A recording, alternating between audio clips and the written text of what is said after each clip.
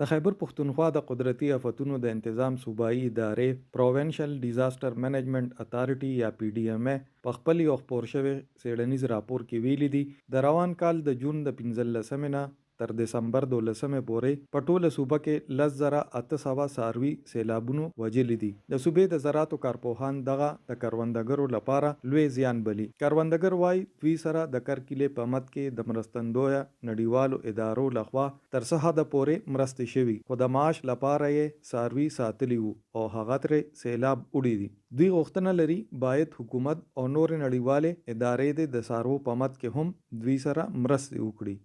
چې حکومت خو موږ سره دا اندادو کو په موږ کم دی، خو کم خو ته په دې نشو ویلی چې موږ له بس اوس دام ډېر دی، که ځمکه زموږ د نیمې نه سیوا شاړه پرته ده که نه. اوس موږ وایو چې که موږ سره حکومت په عرض لحاظ سره هر امداد وکړو نو موږ بیا ډېره زیاته شکریه ادا کوو، که څاروي وي، که مثلا چرګه وي، که د پټي.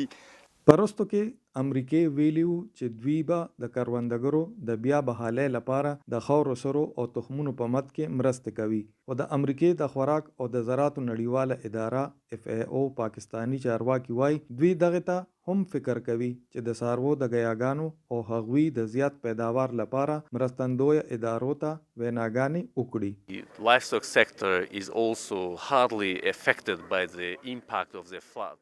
یقینا د سیلاب له امله په خصوصي توګه پښتونخوا صوبه کې د لایف سټاک سکتر هم سخت اغیزمن شوی دی او مونږ ګورو چې په دغه مت کې دوی سم مرسته کولی شي او د لپاره دوی مرستندوی ادارو ته هم د وسایل لپاره ویناګانې کوي. دوی را روان وخت کې د څاروو د ګیاګانو ورکول لپاره تیاریانې نیسي. دوی فکر لري چې د کومو کروندګرو څاروي اغیزمن شوي نو هغوی ته به د یوې یا 2 میاشتو لپاره 4 پورې څارو خوراک ورکوي. For retaining their cattle and also small ruminants. خدا چې د څاروو پالونکو چې کم څاروي په سیلاب کې مړه شوي دي نو د پالونکو د مرستې لپاره حکومتي کچه باندې څه ګامونه پورته کیږي. انفراستراکچر موږ اسسمنټ کړی دی او د کمپنسیشن چې کوم تاسو خبرو کړو نو کمپنسیشن ورکوي پروینشل ډیزاستر مینجمنت اتھارټي.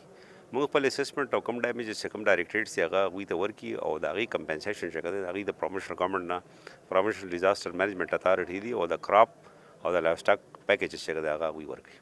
د پاکستان د سرکاري شمیرو تر مخه سخت کال اگست په میاشت کې د راغلو سیلابونو له امله د ملک درېمه برخه اوبو ډوبه کړې وه. 33 میلیونه کسان ترې اغیزمن شوي او د 1900 نه زیات خلک پکې مړه شوي دي. چارواکي وایي د دې سیلابونو له وجې پاکستان ته اوړېدلې مالي او اقتصادي نقصان 40 بلین ډالره ټاکلی شوی دی. ملک وقاص، وایس اف امریکا، D1 نیوز، پېښور.